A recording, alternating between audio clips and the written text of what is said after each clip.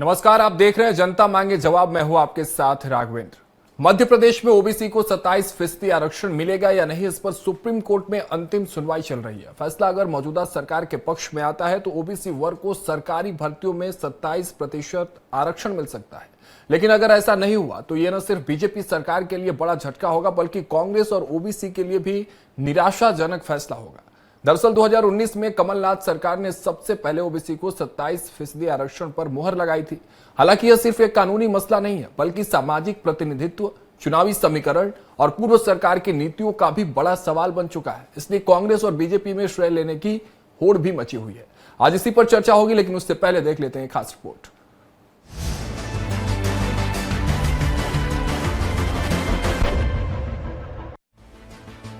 मध्य प्रदेश में अन्य पिछड़ा वर्ग यानी ओबीसी को 27% आरक्षण देने का मामला इन दिनों एक बार फिर चर्चा में है। सुप्रीम कोर्ट में इस मुद्दे पर फाइनल सुनवाई शुरू हो चुकी है। फैसला अगर मौजूदा सरकार के पक्ष में आता है तो ओबीसी वर्ग को 27% आरक्षण मिलने का रास्ता साफ हो जाएगा। गौरतलब है कि 2019 में कमलनाथ सरकार ने ओबीसी वर्ग को मिलने वाले आरक्षण को 14% से बढ़ाकर 27 कर दिया था, लेकिन ये फैसला कुल आरक्षण की 50% सीमा से ज्यादा था। लिहाजा मध्य प्रदेश हाई कोर्ट ने सरकार के फैसले पर रोक लगा दी थी। नतीजतन भर्तियों में ओबीसी वर्ग को 27% का लाभ नहीं मिल सका। लेकिन अब बीजेपी दावा कर रही है कि उसकी सरकार अदालत में मजबूती से पक्ष रखकर ओबीसी के लिए 27% आरक्षण का वादा जरूर पूरा करेगी। मध्य प्रदेश में भारतीय जनता पार्टी की सरकारों की वजह से ही ओबीसी आरक्षण आज सफल होने की ओर आगे बढ़ रहा है और 27% के जो आरक्षण की बात भारतीय जनता पार्टी ने मध्य प्रदेश की सरकार ने की थी, आज वो सपना साकार होता हुआ दिख रहा है। सुप्रीम कोर्ट में ये बहस भी जारी है कि ओबीसी आरक्षण को 27% तक बढ़ाना संवैधानिक रूप से वैध है या नहीं। साथ ही यह भी देखा जा रहा है कि राज्य सरकार ने इस बढ़ोतरी को लेकर कौन सा डाटा पेश किया है।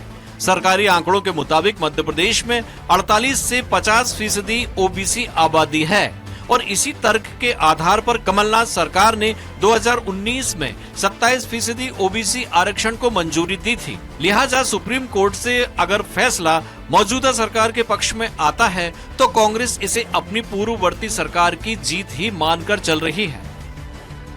भारतीय पार्टी की सरकार श्रेय लेने का प्रयास कर रही है। वास्तविकता यह है कि आदरणीय कमलनाथ जी जब मुख्यमंत्री थे तब विधानसभा में कानून पास हो गया, 27% आरक्षण का हो गया। किस श्रेय भारतीय पार्टी की सरकार के मुखिया लेने का प्रयास कर रहे हैं कि हमारे कारण सुनवाई जल्दी होगी। अरे सुनवाई जल्दी होगी, सुनवाई होगी, उसके पहले तक आपने लागू कर दीजिए, आप हम तब मानेंगे। राजनीतिक विश्लेषकों का मानना है कि यह मुद्दा बीजेपी के लिए सामाजिक और चुनावी दोनों स्तरों पर अहम है। दरअसल ओबीसी समुदाय मध्य प्रदेश की राजनीति में एक निर्णायक भूमिका निभाता है, जो आने वाले समय में चुनावी समीकरणों पर भी बड़ा असर डाल सकता है। लेकिन देश की सर्वोच्च अदालत अगर सरकार के फैसले पर मुहर नहीं लगाती है तो बीजेपी, कांग्रेस और राज्य की ओबीसी आबादी के लिए ये किसी बड़े झटके से कम नहीं होगा। Bureau report, Swaraj express. तो आरक्षण की फांस पर सुप्रीम आज इस पर चर्चा के लिए मौजूद है। शिवम शुक्ला बीजेपी प्रवक्ता हमारे साथ जुड़े हैं, अमित तावड़े कांग्रेस प्रवक्ता के तौर पर थोड़ी देर में हमारे साथ जुड़ेंगे और इसके साथ ही यश भारतीय समाजवादी पार्टी के राष्ट्रीय प्रवक्ता हमारे साथ जुड़ चुके हैं। आप सभी का बहुत बहुत स्वागत है।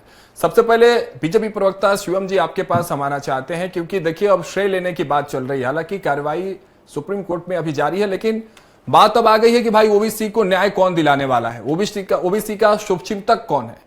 लेकिन मैं यहां से शुरुआत करना चाहता हूं शिवम जी की सुप्रीम कोर्ट ने जो बात कही उसी को कोट करते हुए आपसे सवाल लेना चाहता हूं। सुप्रीम कोर्ट ने कहा कि 2019 का ऑर्डर है, सरकार क्या कर रही थी, एमपी सरकार सो रही थी क्या, ओबीसी के 13% होल्ड पदों पर 6 साल में सरकार ने क्या किया। ये जो कोर्ट मैंने किया है ये सुप्रीम कोर्ट ने कहा है और सरकार से ये सवाल पूछा, अचानक कैसे जागे भारतीय जनता पार्टी। लेकिन कहते हैं कि जब जागो तब सवेरा। क्या स्टैंड है अब भारतीय जनता पार्टी का इस पूरे मुद्दे पर?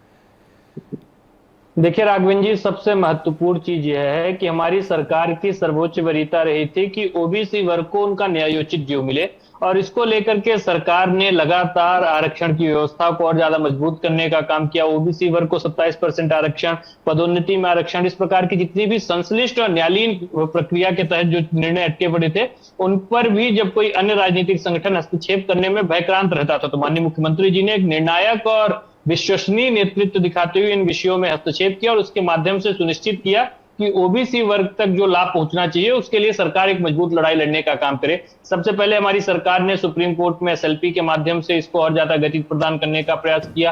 पुराने जो लंबित प्रकरण थे उनको वापस लिया और उसके माध्यम से अब सरकार ने सुप्रीम कोर्ट में इसको सुनिश्चित किया है कि 23 सितंबर से प्रत्येक दिन जब तक इस पर निर्णय नहीं हो जाता, हर रोज कोर्ट सुनवाई करेगा और जो भी इसके तथ्य और तर्क निकल करके सामने आएंगे उसके अनुरूप निर्णय लिया जाएगा।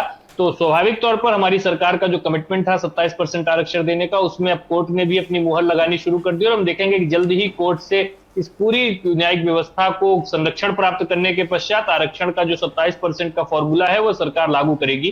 कांग्रेस पार्टी जो आज तमाम तरीके के आरोप लगा रही है, मंडल कमीशन को इन्होंने विरोध करने का काम किया था। राजीव गांधी जी का संसद में बयान है, मंडल कमीशन की रिपोर्ट के विरोध में थे। ओबीसी आयोग को संवैधानिक दर्जा नहीं दिया। मध्य प्रदेश में भारतीय जनता पार्टी के 4-5 मुख्यमंत्री पिछड़े वर्ग के हो चुके हैं। मोहन यादव जी हैं, शिवराज जी हैं, उमा जी हैं, बाबूलाल गौर जी हैं। उससे पहले भी अन्य नेताओं को हमने अवसर दिया था। लेकिन कांग्रेस पार्टी आज बता दे कि कांग्रेस पार्टी ने कितने ओबीसी वर्ग के, पिछड़े वर्ग के मुख्यमंत्री बनाए हैं। ये तमाम चीजें मध्य प्रदेश की जनता बहुत स्पष्टता और नजदीकी के साथ जानती है कि कांग्रेस ने सदैव ओबीसी वर्ग के साथ छलने और झूठ बोलने की राजनीति की है और उसी कारण से आज देश के ओबीसी वर्ग का विश्वास पूर्णतः कांग्रेस के साथ जुड़ा हुआ नहीं है और वह भारतीय जनता पार्टी के ऊपर विश्वास करते हैं। हमारी सरकार ने लगातार एक कल्याणकारी रूप से उनके लिए काम किया और उसका हमें प्रतिसाद भी चुनावों में मतों के माध्यम से देखने को मिला है और उसी कमिटमेंट के तहत हम लगातार जनता के बीच जो एक व्यापक मांग थी उसको लेकर के ठीक है शिवम जी, आपकी बात है, आपकी पार्टी की बात है, आप रख रहे हैं पक्ष अपना, लेकिन सवाल अब भी जस का तस वही है। 13% होल्ड पदों पर 6 साल में सरकार ने क्या किया? सवाल यही विपक्ष भी पूछ रही है, सुप्रीम कोर्ट ने भी यही पूछा। ये तो वही हो गया ना कि परीक्षा के बाद जिस तरह से भर्ती प्रक्रिया पूरी हुई लेकिन नियुक्ति पत्र नहीं दिया गया। ये तो वही हो गया कि खाने के लिए बिठा दिया गया, सामने थाली रख दी गई लेकिन उसमें भोजन नहीं परोसा गया। शिवम जी,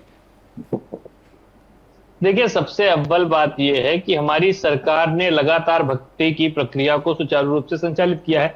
अब उसकी कुछ तकनीकी त्रुटियां थी, उसको भी सरकार ने न्याय संगत ढंग से कहीं ना कहीं निराकृत किया और उसके पश्चात आज आप देखिए बृहत्तर स्तर पर इसके जितने भी लंबित और इसमें जटिलताएं थी उनको निराकृत करते हुए जल्द ही हम देखेंगे कि ओबीसी वर्ग को उनका न्यायोचित अधिकार डॉक्टर मोहन यादव जी की सरकार देगी। पहले भी हमने इस प्रकार के तमाम कमिटेड निर्णय लिए हैं, आने वाले वक्त में भी उनको ज्यादा गति देने का काम किया जाएगा।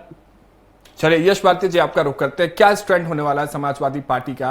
क्या अभी अपने गठबंधन साथी कांग्रेस की तरह ही आरोप लगा रहे हैं भारतीय जनता पार्टी पर? ओबीसी के लिए अगर न्याय की बात करें, न्यायमूर्ति की बात करें, तो समाजवादी पार्टी का टोटल स्टैंड अब तक का क्या दिख रहा है?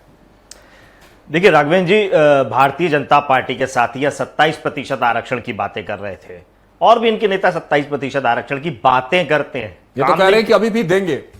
मैं ठीक है, उस बात पर देंगे, वो तो सब देख ही रहे, 20 साल से देख रहे हैं। जो नाम उन्होंने गिनाए, शिवराज सिंह चौहान जी, बाबूलाल गौर साहब, उमा भारती जी, अब मोहन यादव जी, सबको देख रहे हैं और दिया क्या है वो भी सब देख रहे हैं। सवाल ये उठता है जो 14% है वो दे रहे हैं आरक्षण।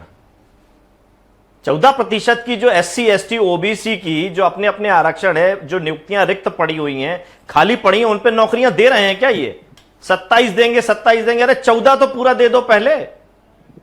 ये बेईमानी और चोरी है या नहीं है? मंत्रालय खाली पड़ा है ओबीसी की नियुक्तियों से, SC की नियुक्तियों से, ST की नियुक्तियों से। सामान्य वर्ग अलग परेशान है। EWS आरक्षण की बात आप कह करके पीठ थपथपाते हो। विपक्ष ने सहयोग किया ना, लेकिन नौकरी देने का काम आपने करना है। कॉन्ट्रैक्ट बेसिस पे आप नौकरियां दे रहे हो, संविदा पे आप नियुक्ति दे रहे हो। मैटरनिटी लीव आपने खत्म कर दी, जो बाबा साहब ने अधिकार दिया था महिलाओं को। 8 घंटे से ज्यादा काम आप करा रहे हो। शोषण अधिकारियों का, कर्मचारियों का आप कर रहे हो, अधिकार आप छीन रहे हो। मैं पूछना चाहता हूं राघवेंद्र भाई आपके मंच से, भारतीय जनता पार्टी की पूरी सरकार से, पिछड़ा वर्ग वित्त विकास निगम है, उसका बजट बताएं शिवम शुक्ला जी। उस पिछड़ा वर्ग वित्त विकास निगम का अध्यक्ष बता दें कब कौन है। इन 1.5 साल में, लगभग 1.5 साल हो जाएंगे मोहन यादव की सरकार को, और पिछली 20 सरकारों भारतीय जनता पार्टी की सरकार में कौन था वित्त विकास निगम का अध्यक्ष? इनसे पूछ लीजिए। कितनी बैठकें हुई, क्या निर्णय लिए गए, ये पूछ लीजिए इनसे। पिछड़ा वर्ग राज्य आयोग है, उसका अध्यक्ष कौन है? कितने सदस्य हैं, कब बैठक हुई थी, पिछले 20 सालों की बैठकों का पूछ लीजिए। कभी ये डेकोरम ही पूरा नहीं करते कि नियम कायदे बनेंगे आयोग के लिए। पीठ थपथपाना, झूठी पीठ थपथपाना, कोई बजट नहीं, कोई बैठक नहीं। पिछड़ा वर्ग राज्य आयोग के अध्यक्ष ने अभी लिखा कि मुझे मेरे अधिकार तो दे दीजिए, एक कर्मचारी दे दीजिए स्थायी तौर पे। अभी लेटर लिखा है इनके सरकार में, तो वो खुद रो रहे हैं। बंगला मिलता नहीं, 4 लोगों को चाय पिलाने का बजट नहीं है पिछड़ा वर्ग आयोग के अध्यक्ष के पास। मीटिंग करनी हो तो दूसरी परिषद के उसका हॉल किराए पे लेते हैं, तब मीटिंग कर पाते हैं। मीटिंग करने के लिए अगर 20 से अधिक लोग इकट्ठा हो जाए तो मीटिंग नहीं कर सकते। ये पिछड़ा वर्ग के अधिकार देकर रखे इन्होंने मध्य प्रदेश सरकार के अंदर। उससे बड़ी एक बात बताऊं राघवेंद्र भाई, इस बात को आप भी मानेंगे, दुनिया मानेगी, Bharatiya Janata party social media में बहुत तेज है। और इस तेज सरकार में पिछड़ा वर्ग तेज का है तो जरा सा इसको क्लियरफाई करिएगा। सोशल मीडिया पे काम बहुत तेज करते हैं, अच्छा बुरा करते हैं, मैं वो बात नहीं कहूंगा। इनका काम है, इनके लोग हैं, पेड सर्विसेज लेते हैं, पेड वर्कर्स रखते हैं, सारा काम करते हैं, सोशल मीडिया पे एक्टिव रहते हैं। और पिछड़ा वर्ग कल्याण मंत्री आदरणीय कृष्णा गौर जी को पिछड़ा वर्ग विभाग ही फॉलो नहीं करता है। कौन करता है ये सारी अनियमितताएं? कौन करवा रहा है ये पिछड़ा वर्ग के साथ शोषण? उमा भारती जी को पार्टी क्यों छोड़नी पड़ी? बाबूलाल गौर साहब को उन्होंने मुख्यमंत्री पद से क्यों हटा दिया? एक कारण बता दें शिवम शुक्ला जी, नकारा थे, निकम्मे थे, अयोग्य थे, जो आपने बाबूलाल गौर साहब को हटाया।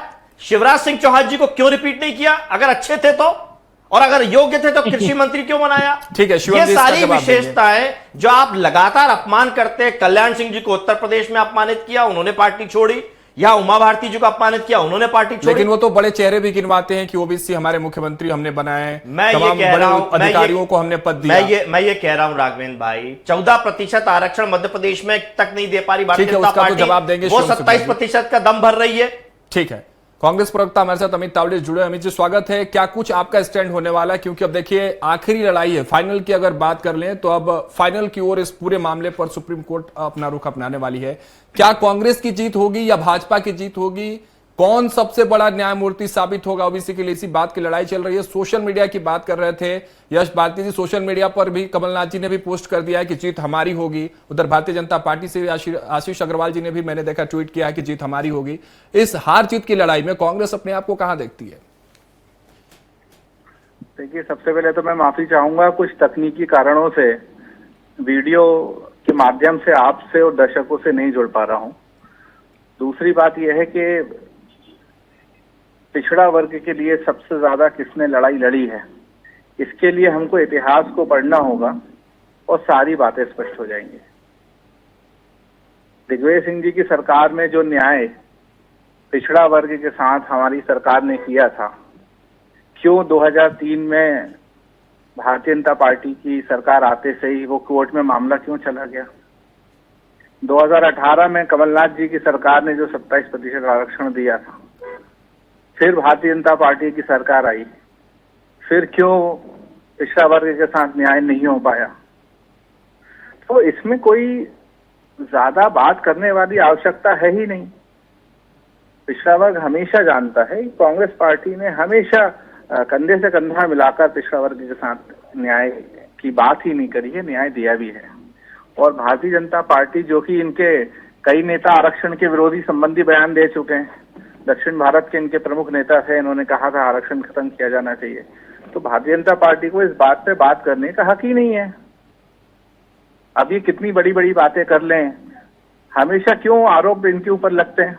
जब जब भारतीय जनता पार्टी की सरकार आती है, तभी क्यों संविधान को खत्म करने की बात सामने आती है, तभी क्यों दलित वर्ग हो, पिछड़ा वर्ग हो, वो एक शंका उनके मन में गहराने लगती है कि बाबा साहब का दिया हुआ संविधान खत्म कर देंगे। तो ये भारतीय जनता पार्टी को सोचना चाहिए। इनकी कथनी करनी में अंतर है, ये बोलते कुछ हैं और पिछले दरवाजे से कोर्ट में करते कुछ हैं। लेकिन अब ज्यादा दिन तक ये चीजें चलने वाली नहीं है। मध्य प्रदेश की जनता समझदार है और इस मामले में जैसे यश भारती जी ने भी बताया कि पिछड़ा वर्ग आयोग के अध्यक्ष की क्या स्थिति है, ये सबके सामने है। और पिछड़ा वर्ग आयोग के अध्यक्ष की नियुक्ति भी तब की गई जब कुशमरिया जी ने विरोध में बयान दिया। उसके बाद उनको शांत करने के लिए उनको आयोग का अध्यक्ष बना दिया, लेकिन अभी भी लगातार बेइज्जती उनकी की जा रही है। तो जब भारतीय जनता पार्टी अपने पिछड़ा वर्ग के नेताओं के साथ न्याय नहीं कर पा रही है तो बाकी पिछड़ा वर्ग के साथ क्या न्याय करेगी? उमा भारती की बात हो, शिवराज सिंह चौहान साहब की बात हो, कुसमरिया जी की बात हो, बाबूलाल गौर साहब की बात हो, उमा जी तो वो नेता हैं जो अभी पिछले महीने ही उन्होंने कहा था कि मैं 2 सरकारों में बहुत ज्यादा परेशान रही हूं, एक तो 91 में और दूसरा 2006 से लेकर 2012 तक, दोनों समय भारतीय जनता पार्टी की सरकार थी।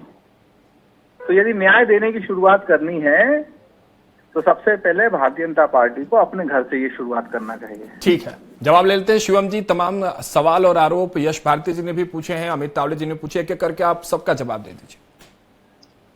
देखिए, सबसे अव्वल और प्राथमिक बात तो यह है कि इनको इतना पिछड़ा वर्ग के नेताओं की चिंता हो रही है, बाबूलाल गौर जी की चिंता हो रही है, उमा जी की चिंता हो रही है, कल्याण सिंह जी की चिंता हो रही है, शिवराज जी की चिंता हो रही है। तो सबसे पहले तो ये लोग बता दें कि सपा के जो प्रवक्ता हैं बता दें कि एक परिवार के बाहर कितने पिछड़े वर्ग के लोगों को मुख्यमंत्री बना दिया है। कांग्रेस के प्रवक्ता बता दें कि मध्य प्रदेश में कब किसी पिछड़े वर्ग के व्यक्ति को मुख्यमंत्री बना दिया। हमने हमेशा न्यायोचित तरीके से प्रत्येक व्यक्ति को अवसर देने का काम किया है और उन्होंने भी उस अपने कर्तव्य का निर्वहन किया और उसको आगे बढ़ा दिया। कल्याण सिंह जी समाजवादी पार्टी में भी गए थे, तो बता दें इन्होंने उनका कितना मान सम्मान रखा। कल्याण सिंह जी जो बेहद सामान्य पृष्ठभूमि से आते थे, उनको मुख्यमंत्री तक का उत्तरदायित्व देने का काम भारतीय जनता पार्टी की सरकार ने किया, राज्यपाल बनाया। उमा जी की क्या पृष्ठभूमि थी, उनको वहां तक ला करके खड़ा करना, उतना सशक्त करना और मजबूती के साथ नेतृत्व प्रदान करना। शिवराज जी की क्या पारिवारिक स्थिति थी, डॉक्टर मोहन यादव जी किस प्रकार के संघर्ष के वातावरण से निकल करके आए हैं, बाबूलाल गौर जी की किस प्रकार से भोपाल में मिल मजदूर हुआ करते थे। इन तमाम नेताओं को मंच, अवसर और एक न्यायप्रिय ढंग से उनको कहीं ना कहीं राजनीति के फलक पर स्थान बनाने का, मुकाम बनाने का अवसर भारतीय जनता पार्टी ने दिया। दूसरा, इनको अभी पिछड़े वर्ग कल्याण आयोग के जो अध्यक्ष हैं कुसमरिया जी और इसके साथ साथ केंद्र में हंसराज अहीर जी हैं। तो यश जी यह दोनों चीजें जाने, और केंद्र सरकार में लगभग जो यह विभाग है मंत्रालय के अधीन है, इसका बजट लगभग 30,000 करोड़ से ज्यादा है, जिसमें बड़ा अंश जो, अरे आपको मैंने शांतिपूर्वक सुना, आपको मैंने शांतिपूर्वक सुना। यही नहीं पता। दूसरा मैं बिल्कुल बता रहा हूँ। दूसरा, राज्य में भी जो पिछड़ा वर्ग को लेकर के जो जितने भी इस प्रकार के पिछड़े वर्ग हैं उसको लेकर के मंत्रालय है, उसके अधीन ये आयोग भी, और उसके माध्यम से समय समय पर बजट एलोकेट होता है और तमाम इस प्रकार के कार्यक्रम किए जाते हैं। कुसमरिया जी किन लोगों को बड़ी चिंता सता रही थी, कुसमरिया जी को भारतीय जनता पार्टी ने 5 बार सांसद बनाया और उसके अलावा भी लगातार अवसर दिए। इनकी सरकार के दौरान कुसमरिया जी तो कांग्रेस में भी चले गए थे, उन्होंने नाराजगी का जो एकदम एक्सट्रीम हो सकता था वहां तक जाने के बाद कांग्रेस देखिए नामों पर चर्चा नहीं कर रहे हैं। मैंने आपको थोड़ा सा समय दे दिया कि सवाल जरा सा बड़े थे यश भारती जी के। राघवेंद्र जी, कांग्रेस के समय कौन सा इन्होंने कुसमरिया जी को पद देने का काम किया? आज जब भारतीय जनता पार्टी दोबारा सत्ता में आई और उसके पश्चात उनको पद दिया, हर व्यक्ति की उपयोगिता के अनुरूप हमने लगातार अवसर देने का काम किया है। तो भारतीय जनता पार्टी की सरकार ने लगातार पिछड़े वर्ग के कल्याण के लिए काम किया। जातिगत जनगणना इन लोगों ने सदैव उसका विरोध किया। आजादी के बाद जातिगत जनगणना इन लोगों ने बंद की। हमारी सरकार ने जब पहली बार पूर्ण बहुमत की सरकार बनने के बाद उसकी जनगणना भी करा रहे हैं, तो लगातार हमारी सरकार जरा सा मुद्दे पर अब बात कर लीजिए, मुद्दे पर अब बात कर लेते हैं। ठीक है, नाम गिनवा दिया आपने। यश भारती जी के पास भी जाएंगे तो मुझे पता वो भी एक लंबी लिस्ट लेकर बैठे होंगे, वो भी गिनवाएंगे। लेकिन बताइए अब इस ऑर्डर के बाद बदलाव क्या होगा? क्या भारतीय जनता पार्टी इसके बाद क्या कुछ बदल देने वाली है? क्या एक सवाल देखिए सबके मन में है, जितने भी छात्र हैं उनके मन भी होंगे कि क्या जो रिक्त पद हैं या जिनका सिलेक्शन हो गया है वो सब कुछ कायम रहेगा या फिर नए सिरे से सब कुछ शुरुआत करने वाली है सरकार? शिवम जी, देखिए, सबसे महत्वपूर्ण चीज यह है कि अब जितनी भी सरकारी नियुक्तियां की जाएंगी, प्रमोशन की जाएंगे, उसमें जो आरक्षण की व्यवस्था है उसके अनुरूप इन तमाम चीजों को बांटा जाएगा और सरकार इसको लेकर के कमिटेड है, लगातार इस दिशा में निर्णय ले रही है और हम देखेंगे किसी माध्यम से इसी टेम्पलेट के आधार पर सरकार आगे बढ़ेगी। ठीक है, यश भारती जी आप अपना बात। देखिए, मैंने बड़ा स्पष्ट कहा था कि 14% आरक्षण भी भारतीय जनता पार्टी की सरकार मध्य प्रदेश में नहीं दे रही है। मध्य प्रदेश राज्य वित्त विकास नहीं दे रही है। शिवम भाई सुन तो लीजिए, अब आप देखिए जवाब जब देना था तब बोल नहीं पाया, बीच में काट। शिवम जी सुन लीजिए, शिवम जी प्लीज। वित्त विकास निगम का अध्यक्ष कौन है बताओ? यस जी, मुद्दे पे आप मुद्दे पे बात, सवाल ही तो पूछ रहे थे ना। बजट केंद्र का बता रहे हो, खुद राज्य सरकार का चल रहा है। कृष्णा गौर जी को उनका डिपार्टमेंट फॉलो क्यों नहीं करता है? कौन इसके पीछे, षड्यंत्र के पीछे है जो अपमानित करता है ओबीसी नेताओं को भारतीय जनता पार्टी के अंदर? ठीक है, मुद्दे पे मैं ये पूछना चाहता हूं मध्य प्रदेश के अंदर पिछड़ा वर्गों के लिए कौन सी ऐसी केंद्र और राज्य की ऐसी स्कीम है जो बहुत लाभान्वित हो? कोई एक स्कीम बता दीजिए, केंद्र की और राज्य की। शिवम शुक्ला जी बैठे, बताएं नाम एक बार में। क्या शिक्षा के क्षेत्र में हो, क्या नौकरी के क्षेत्र में हो, क्या रोजगार के क्षेत्र में हो, यहाँ उद्योग विभाग में बोर्ड लगा दिया है पिछड़ा वर्ग की कोई स्कीम नहीं चलेगी। जाइए बैनर देख लीजिए, राजधानी भोपाल में लगा है, उतरवाइए पहले उसको जाकर के। केवल डींगे हाँकने से काम नहीं चलेगा। 14% की आरक्षण ओबीसी को नहीं दे पा रहे हो आप, SC ST की नौकरियां खाली पड़ी हुई हैं। जाति प्रमाण, सुनो भाई सुनो, जब जवाब देना था नहीं जवाब दे पाए। अब मेरा समय मत खराब करो, जनता का समय मत खराब करो। शिवम जी, गुंडे और मवालियों की भाषा देखिए, ये जो आपकी पार्टी का मूल चरित्र है। ओबीसी आरक्षण पर बात कर रहे हैं हम लोग। शिवम जी सुन लीजिए, जनता देख रही है, आपको भी सुन रही है, यश भारती जी को भी सुन रही है, अमित तावड़े जी को भी सुन रही है। एक एक करके बात रखिए ना साहब, जनता आपको देख रही है, जनता सुनने के लिए बैठी है और कार्यक्रम में जनता मांगे जवाब है। ये सवाल जनता का है। राघवेंद्र भाई, मेरा समय है, मैं मेरे समय में बोल रहा हूं, बीच में हस्तक्षेप कह रहे हैं तो ये मुझे कह रहे हैं कि मैं गुंडाई कर रहा हूं, मेरी पार्टी गुंडाई कर रही है। नहीं, बताइए, बदतमीजी कहेंगे इसको कि नहीं कहेंगे? इस बात क्यों रुक नहीं करते? इस बात की अपनी बात। सवाल ये उठता है, इस सरकार में जाति प्रमाण पत्र नहीं बन पा रहे हैं। आप जाइए कलेक्ट्रेट में पूछिए, क्रीमी लेयर का ढोसला करते हैं। कोई भी अधिकारी कर्मचारी जब तक वो नंबर 1 पोस्ट पे ना हो, क्रीमी लेयर उस पर लागू नहीं होती है। लेकिन SDM कलेक्टर जाति प्रमाण पत्र नहीं बनाते हैं ओबीसी का। ये कौन, किसकी सरकार में चल रहा है? मध्य प्रदेश में भारतीय जनता पार्टी की सरकार में चल रहा है। जाति प्रमाण पत्र के नाम पे, जाति प्रमाण पत्र के नाम पे पूरे ओबीसी वर्ग को भारतीय जनता पार्टी की सरकार प्रताड़ित कर रही है। आप झूठ बोल रहे हैं, मैं प्रमाणित कर देता हूं, मैं प्रमाणित कर देता हूं। शिवम शुक्ला चुनौती के साथ प्रमाणित कर देता हूं। चलो भोपाल SDM कलेक्टर के यहाँ पे मैं तुम्हें निरस्त किए हुए जाति प्रमाण पत्र दिखा देता हूं। अभी फॉलो करो कृष्णा गौड़ जी को, क्या उनका विभाग फॉलो करता है? अभी देखो, अगर मैं झूठ बोल रहा हूं तो। देखिए, समय कभी हमारे पास जाति प्रमाण पत्र बना नहीं पा रहे, 14% आरक्षण राघवेंद्र भाई दे नहीं पा रहे, ये 27% आरक्षण देंगे। नौकरियां ये दे नहीं पा रहे, खाली पड़ी है 14% आरक्षण से। SC ST OBC का, EWS का, सबका आरक्षण खाए जा रहे हो, कह रहे हो हम आरक्षण देंगे। कहां जा रहे हैं? अमित तावड़े जी आखिर कमेंट आपसे ले लेते हैं। शिवम जी उसके बाद छोटा सा जवाब आपसे ले लेंगे। अमित तावड़े जी, देखिए, मेरे छोटे भाई भारतीय मित्र जो बातें कर रहे थे, कितने पद दिए, क्या पिछड़ों को तो हमने दिए ही।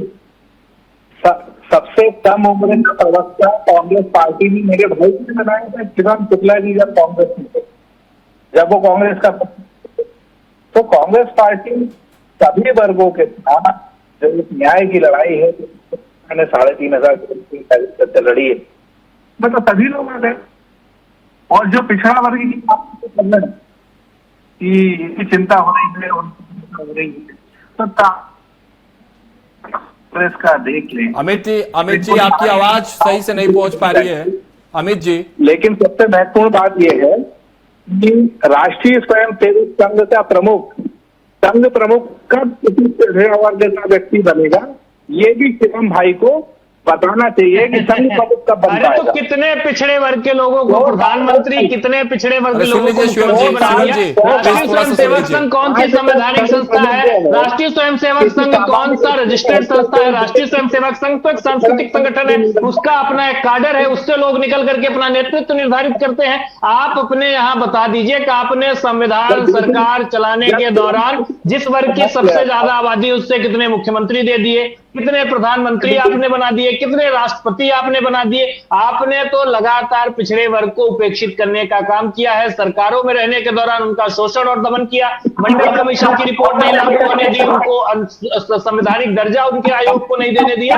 ये तमाम संकल्पनाओं को साकार करने का काम हमारी सरकार ने किया और उनके विश्वास और भरोसे के बल पे लगातार प्रचंड बहुमत वाली सरकार का नेतृत्व। शिवम जी देखिए, समय नहीं हमारे पास, देखिए मुद्दे से सब लोग भटक जाएंगे तो फिर जवाब नहीं देते। आखिरी जवाब मैं चाहता हूं जो यश भारती लगातार पूछ रहे हैं, उसका 30 सेकंड में जवाब शिवम शुक्ला जी आप दे दीजिए, नहीं तो फिर जाते जाते जिम्मेदारी फिर आपके कंधों पर छूटते नजर आएगी।